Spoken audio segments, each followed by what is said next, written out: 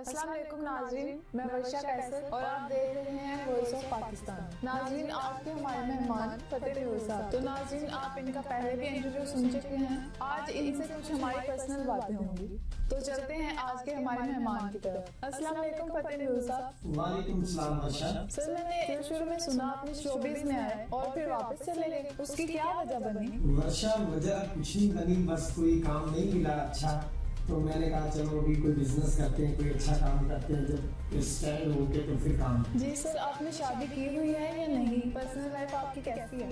जी वर्षा, शादी मैंने की है, अल्हम्दुलिल्लाह मेरे बच्चे भी हैं, अल्लाह ने बेटे बेटियां सब कुछ दिया है और अल्लाह की हज़ारों नेमतें हैं हमें जो अल्लाह ने दी हैं।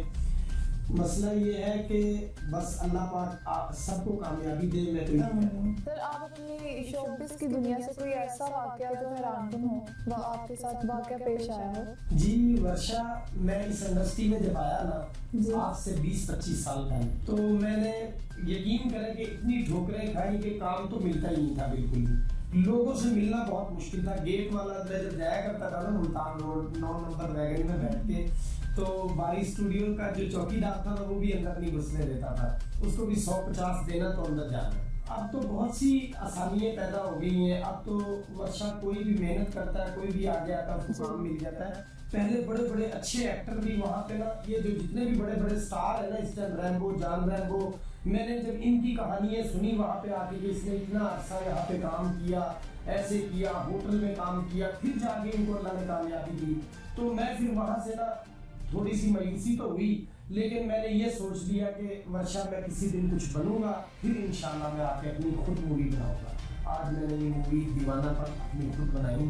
फिर अपनी बात पे वापस आते हैं कि आपकी लाइफ का कोई ऐसा वाकया जो आपके साथ पेश आया हो शोबिज़ की दुनिया से और जो आप आने वाले लोगों को बताना चाहें। जी वर्षा, मैं ये बताना चाहता हूँ कि पहले इंसान अपनी पढ़ाई कंप्लीट करे, पढ़ाई कंप्लीट के साथ साथ कोई बिजनेस भी करे, छोटा मोटा, अपने पैरों पे खड़ा हो, फिर फिल्म बनाए, चाहे ड्रामे बनाए। अगर तो घर से सपोर्ट है, इंसान बिल्कुल ठीक है, माली हालात से, पैसा हर चीज है उसके पास, फिर तो किसी भी स्टेज में काम कर सकता है। लेकिन जो न्यूली लोग हैं, वो मैं उनको ये पैगाम देना चाहता हूँ कि जो गरीब लोग हैं, वो पहले अपने आप को ना थोड़ा सा अपने पैरों पे खड़ा हो, थोड़ा सा कोई बिजनेस करें, पढ़ाई को करें साथ साथ, क्योंकि पढ़ाई इल्म एक बहुत बड़ी दौलत है।